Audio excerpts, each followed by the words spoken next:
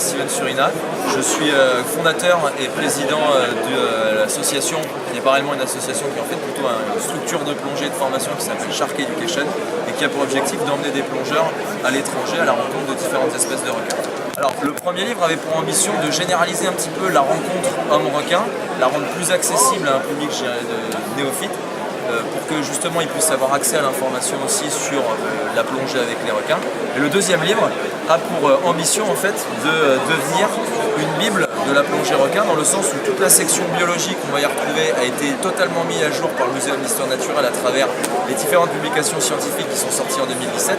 Donc vraiment quelque chose de novateur qui n'est pas une copie de tout ce qui a pu être fait avant.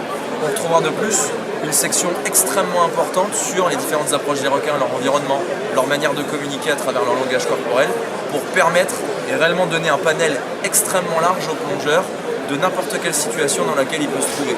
L'intérêt de ce livre, et ce qui en fait aussi sa particularité, c'est que tout est fait à travers la transversalité. C'est-à-dire qu'on peut prendre, vu que le livre est quand même assez épais, le chapitre 3, et tout de suite passer au chapitre 7 sans se sentir perdu, parce que chacun de ces chapitres-là communique les uns avec les autres. On trouve également 31 espèces de requins avec lesquels plonger, les recommandations et bien sûr une partie qui est très importante sur la préservation des requins, comment les aider à l'heure actuelle, la charte écotouristique qui a été créée par le Muséum d'Histoire Naturelle Shark Education l'année dernière. Donc vraiment un gros pavé qui est dédié à l'apprentissage de la plongée sous l'eau avec les requins.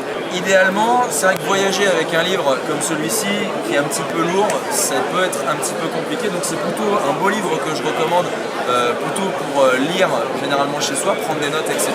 Une version internet sera probablement mise à jour très prochainement par l'éditeur, et c'est quelque chose dans lequel on pourra retrouver ce qu'on retrouve à travers les conférences Shark Education et les différents voyages qu'on fait, dans lequel on pourra également mettre en application directe la théorie vue à la fois ou dans le livre ou à travers le voyage. La rédaction de ce livre elle a été faite officiellement en 7 mois, donc j'ai eu très peu de temps pour le faire.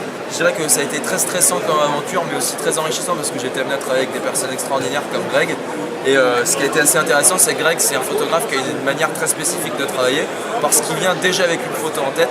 Et lorsqu'il est venu pour faire la photo de la couverture en Égypte au mois d'octobre, on a plongé et replongé avec les requins océaniques justement pour atteindre cette photo qui est subitement arrivée pas forcément au moment où on le voulait, et on a eu l'opportunité de se faire vraiment des interactions extraordinaires avec les longis.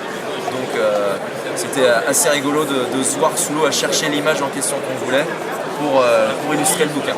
Alors actuellement le livre est disponible et revendu par Shark Education, par la maison d'édition Turtle Prod, qui également travaille avec le magazine Plongée, qui en a fait un livre qui le compte dans sa librairie.